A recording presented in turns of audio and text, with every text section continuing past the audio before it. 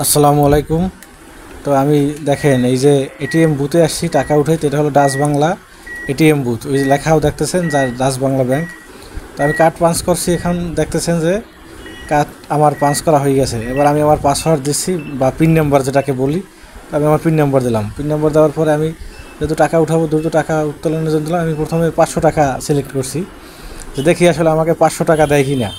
তো আসলে 500 টাকা দেয় না, কারণ 500 টাকা এমনিতে ব্যাংক থেকে দেয়, বাট আমি এখানে পাই না, কারণ এই মেশিনে ঝামেলা ছিল এবং আমি সেটা বুঝতে পারি না, যার কারণে এই সমস্যাটায় পড়ছি। তো আপনারা যারা টাকা উঠান খুব খেয়াল থাকবেন, এবং যারা টাকা এভাবে বুথে উঠাইতে যান, তো বুথের ভিতরে ঢোকার পরে ওখানে যে সিকিউরিটি গার্ড থাকে, যে ভাইরা নিরাপত্তা কর্মী থাকে, তাদেরকে জিজ্ঞেস করবেন যে ভাই কোন মেশিনটা ভালো এবং কোনটা নষ্ট আছে। আমার এই মেশিনটা টাকা দেওয়ার পর শুধু গ্যার গ্যার করতেছিল, এই যে গ্যার গ্যার গ্যার গ্যার শুধু শব্দ করে, অর্থাৎ টাকা বের হয় না।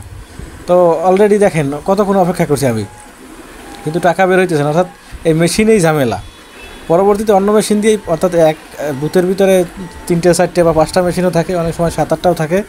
বিশেষ করে মিরপুর 1 নম্বর একটা বুথ আছে, যেখানে প্রায় 5-7টা 8টা মনে হয় যে মেশিন আছে।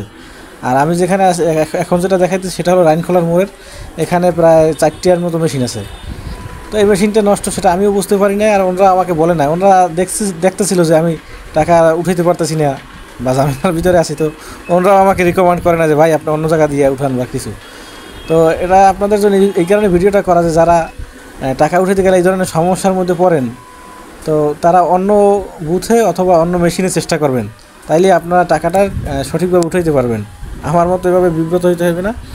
তো এটা ছিল আপনাদের জন্য এটাই বলার, যে যদি কখনো টাকা উঠাইতে গিয়ে বিপদে পড়েন, তাহলে অবশ্যই ওখানকার যে সিকিউরিটি গার্ড বা নিরাপত্তা কর্মী যারা, তাদের সাথে পরামর্শ করবেন, এবং যদি এক বুথে সমস্যা হয় তাহলে অন্য বুথে যাবেন, অথবা আপনি যে বুথে আছেন সেই বুথে এক মেশিন পরিবর্তে অন্য মেশিনে আপনার কার্ড পাঞ্চ করবেন, তাইলে ইনশাল্লাহ আপনি আপনার টাকাটা পেয়ে যাবেন। তো সকলে ভালো থাকবেন, সবার জন্য দোয়া এবং শুভকামনা। আসসালামু আলাইকুম ওয়া রাহমাতুল্লাহ।